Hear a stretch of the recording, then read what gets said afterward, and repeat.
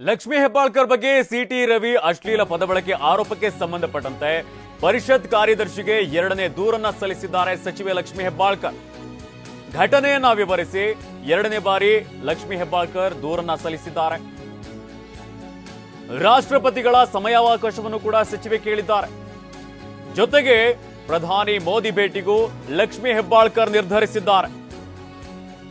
ಪ್ರಧಾನಿ ಮೋದಿ ಅಪಾಯಿಂಟ್ಮೆಂಟ್ ಕೇಳಿರುವಂತಹ ಸಚಿವೆ ಸಿಟಿ ರವಿ ವಿರುದ್ಧವಾಗಿ ದೂರನ್ನ ನೀಡೋದಕ್ಕೆ ಮುಂದಾಗ್ತಾ ಇರುವಂತದ್ದು ಈಗಾಗಲೇ ರಾಜಕೀಯ ಜಟಾಪಟಿಗೂ ಕಾರಣವಾಗಿದೆ.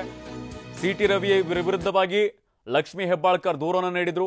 ಸದನದಲ್ಲಿ ಅವಾಚ್ಯ ಶಬ್ದವನ್ನ ಬಳಸಿದ್ದಾರೆ ಅಂತ ಆರೋಪಿಸಲಾಗಿತ್ತು. ಇದೇ ಸಂದರ್ಭದಲ್ಲಿ ಸಿಟಿ ರವಿ ಅವರನ್ನ ಅರೆಸ್ಟ್ ಮಾಡಲಾಗಿತ್ತು. ತದನಂತರದಲ್ಲಿ ಬೇಲ್ ಮೇಲೆ ಹೊರಗಿದ್ದಾರೆ.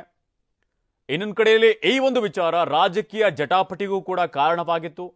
ತನಿಖೆ ಹಂತದಲ್ಲಿದೆ. ಇದೇ ಸಂದರ್ಭದಲ್ಲಿ ಲಕ್ಷ್ಮೀ ಹೆಬ್ಬಾಳ್ಕರ್ ಅವರು ಸಿಟಿ ರವಿ ಅವರ ವಿರುದ್ಧವಾಗಿ ಎರಡನೇ ದೂರನ್ನ ಪರಿಷತ್ ಕಾರ್ಯದರ್ಶಿಗೆ ನೀಡಿದ್ದಾರೆ. ಜೊತೆಗೇನೆ ರಾಷ್ಟ್ರಪತಿಯವರ ಸಮಯಾವಕಾಶವನ್ನು ಕೂಡ ಕೇಳಿದ್ದಾರೆ.